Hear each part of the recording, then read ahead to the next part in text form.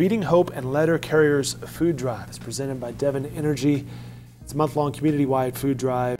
It's designed to promote the involvement of nearly every segment of the community in feeding the hungry by raising shelf-stable food, monetary donations, and awareness of the hunger issue in Oklahoma, which is a very real issue. I'm joined by James Bryant, Oklahoma City Postmaster, and the guy with the cowboy hat and the ponytail, Steve Riggs, statewide Letter Carriers Food Drive Chair. Yes, I think I have correct. that. That's you a got big it right. Table title. Gentlemen, thank you for your time this morning. I appreciate it. And we mentioned that this is a big issue. Throw it your way first. Set us up here. Well, this is the 23rd consecutive year of the Letter Carriers Food Drive.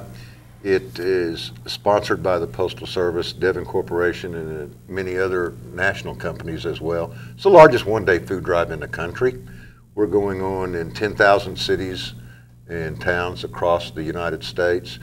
Here in Oklahoma, we'll be doing this food drive in close to 200 cities, and the need is great. Hunger is an ever-present problem here in Oklahoma. And as letter carriers, they're on every street in America every day.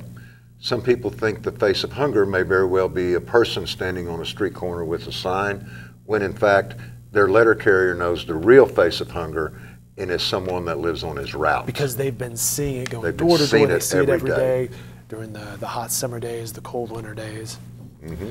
That's correct. Talk about the mechanism. It is this Saturday, right?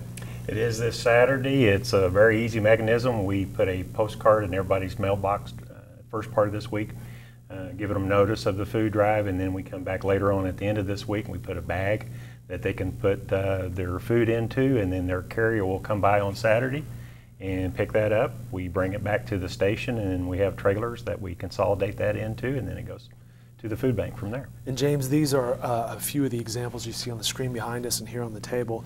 What are some of the items you're looking for? Well, obviously non-perishable items, things that have a good shelf life to them, things of that nature. Canned vegetables, canned meats, canned soups, peanut butter, as James said, non-perishable. We need cans. But looking at this, I mean, we have 3 cans of chicken right here. This is not lightweight. You guys are doing a lot of work this weekend. There is, and you know, we'll collect several 100,000 pounds. You know, most of our offices average well over 10,000 pounds per office that the carriers bring in, and so it's not uncommon to see a carrier collect so much food off his route. He literally can't get it all in his vehicle. Has to come back to the station during the day, empty out, go back out to the route, and he does that, or she does that, at the same time that, you know, we still have to get the mail delivered. Sure. We still got a job that we do on Saturday, and then we pick up that food. So it's a big day for the carriers, both city and rural, and it's something that they enjoy, though. But Steve, the payoff is huge, right? Oh, tremendous payoff. I will say it is, from personal experience, it is the hardest day in a letter carrier's working year. I mean, hardest day of the year. But the payoff, as you ask, is tremendous, because we know at the end of the day, as letter carriers, that we've made a difference in our community. And that's what we always do as letter carriers. We're the ones that look out for the people on our route. We call the police when the door's broken down. We call the fire department when we see the smoke coming out of the window. We call the ambulance when we hear help, I've fallen. And this is just another way that we look after our communities and take care of the people on our route. These two guys have worked together in various capacities over the years. What is the history between you two?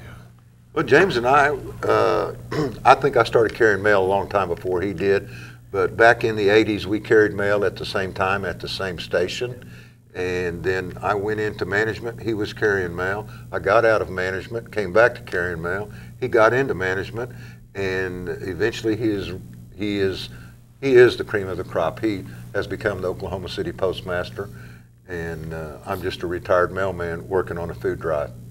Just a retired mailman working on a food drive. And both Steve and I started carrying in the 70s, and so we've been around for a long time and been able to participate in the food drive for a long time. But yeah, Steve and I worked together and carried, actually even carried the same route at different times. And so anyway, so we've had a good history between us. I always enjoy working with Steve, and he represents everything that is good about the post office. Is there any sort of competition, and I say this completely in fun, among the postal carriers on a day like this, or any sort of measurable, hey, I brought in more food than you did, or anything like that? Oh, there's always competition. carriers are pretty competitive as far as how much mail they actually deliver on a daily basis. If they have more mail than the other one and how much time it took them, there's always a little inner competition in each unit as far as that goes. And so, yes. Yeah, the camaraderie is tremendous among carriers, and they will compete. They'll talk about how much food they pick up or bring back, and you know, ultimately the winner's going to say, well, my bumper was dragging the cement as I pulled in the parking lot. You saw the sparks. Come on. That's right. Yeah. And literally, that's true sometimes. We have seen it. We have seen it when the bumper's literally inches off the ground. Yeah. They had so much food on there. Again, the logistics of this is we'll see the plastic bags this week on the mailboxes and fill it up with the non-perishable items, the canned goods. We can also make monetary donations, right? Sure, they can. To go to regionalfoodbank.org online or call 972-1111. The success of the food drive is the simplicity. We leave a bag, you fill it up, put it by your mailbox. Leave a bag, fill it up. We're good. Yeah. Gotcha. And you guys probably know the math behind this, but just $1 adds up to several meals. Just a few canned goods adds up to several meals. Yeah, they say there's $1 will provide 7 meals, and I know from experience that I believe it's a meal is considered 1.3 pounds. So $1 goes a tremendous distance at the Regional Food Bank of Oklahoma.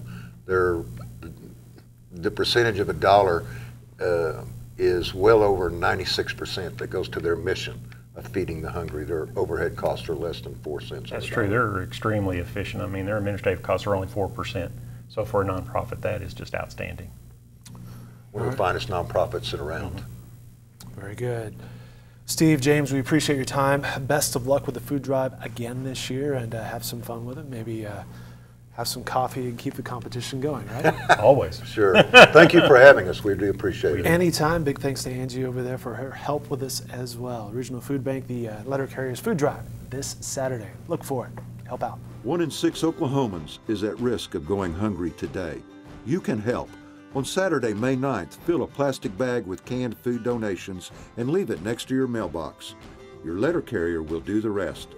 Donations can also be dropped off at participating post offices and Oklahoma City fire stations. For more information, visit regionalfoodbank.org or call 405-972-1111.